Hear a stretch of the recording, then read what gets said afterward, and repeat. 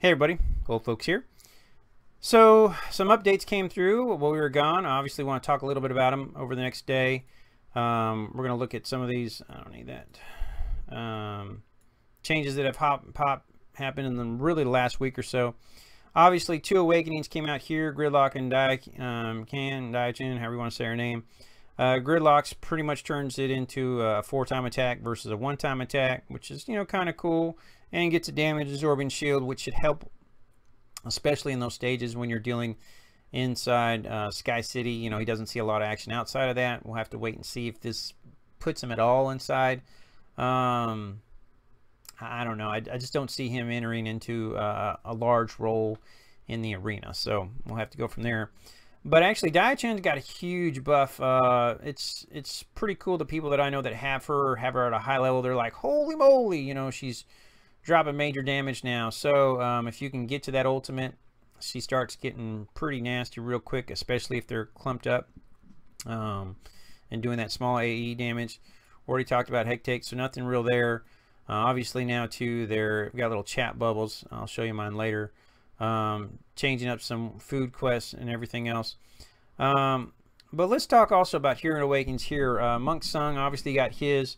No one I know has dropped major coinage to get it to him yet, so I don't know anything truly about it, other than the fact that they'll take some of the damage for him and they do knockups. But again, in a crash heavy world, I don't really see those playing a huge role for the knockups, but the fact that they do some damage and the fact that they also bear some of the damage that he gets might bring him a little bit more back into the tankiness, because right now, if you remember, he just is lacking in that tanking department compared to some of the others. Now Ruby did get an awakening, but the people that I know, it's like she still is the suicide kitty. Ruby still jumps in, gets blown up, dies. Hey, thank you for helping people have a higher chance of getting critted before you died, and then you're dead, and that was pretty much about it. Robin did get a buff, did get a huge increase.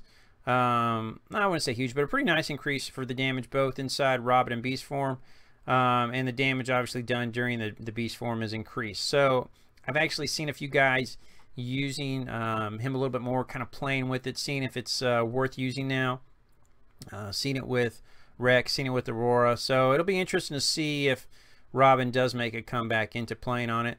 Another big thing, which a lot of us have enjoyed, is they've changed how Ethereal Shield works. Instead of blowing it right at the beginning of the fight, now it waits to try and help negate when some damage is there. Sometimes it works, sometimes it doesn't, but it's better than suddenly it's blown the first second when it would have been better, 4 seconds later. They did add a Slash Soul Stone and everything else, and then the rest of the stuff's pretty much for the most part not a major thing. I do like here where now when you are doing Sky City and you do a blessing, you get a chance for 20 mystic coins. Helps the people that obviously can't place in the top 10.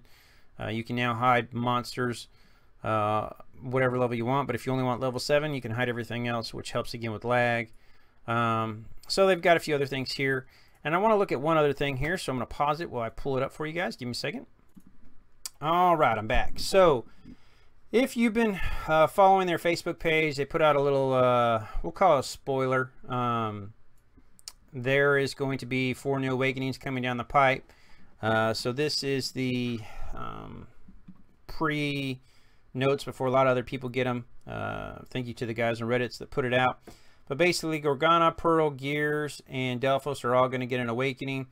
Obviously, you can see with Gorgana, they're going to change the toxic spray, the blue thing, so now it hits a larger area, and it actually goes through the enemy, so no longer does it hit and stop, but it can actually, hit more than just one person.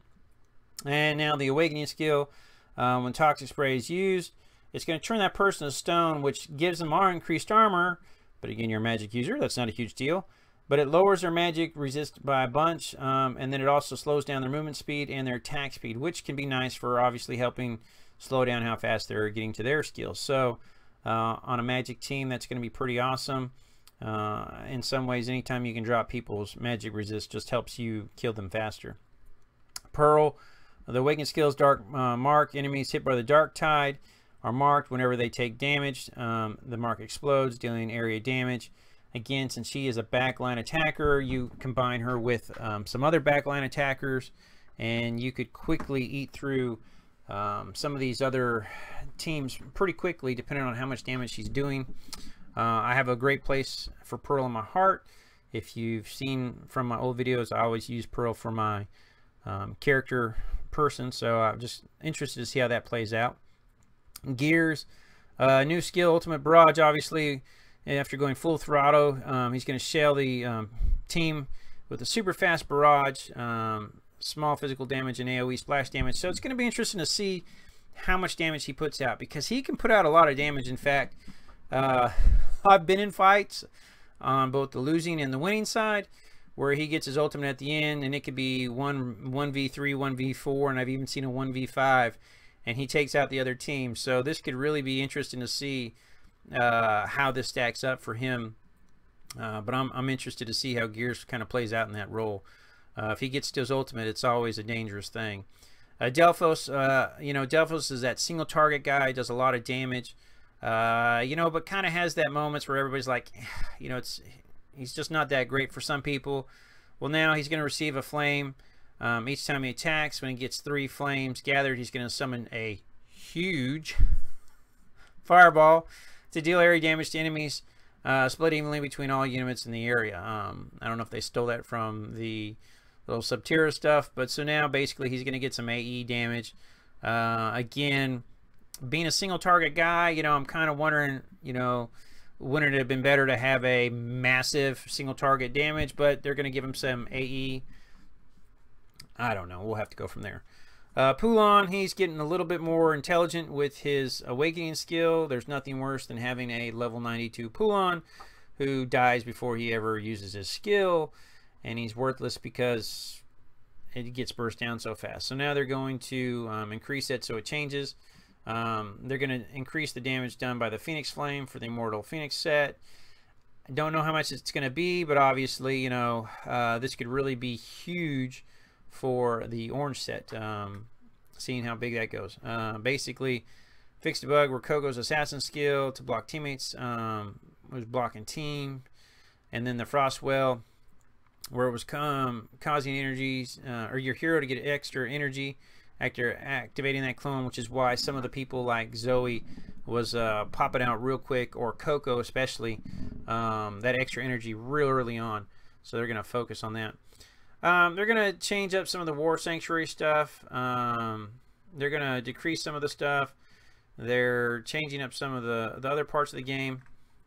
So we're going to have to see how this plays out. But a lot of changes have been coming. It's going to be interesting to see the game as it changes its current meta. We see a lot more physical AD stuff, and the AP stuff really just doesn't seem as powerful. So I don't know. Let me know your thoughts. Let me know what you're hoping for, what awakening you're most excited about, and who you're hoping for next. Talk to y'all later. Have a great one.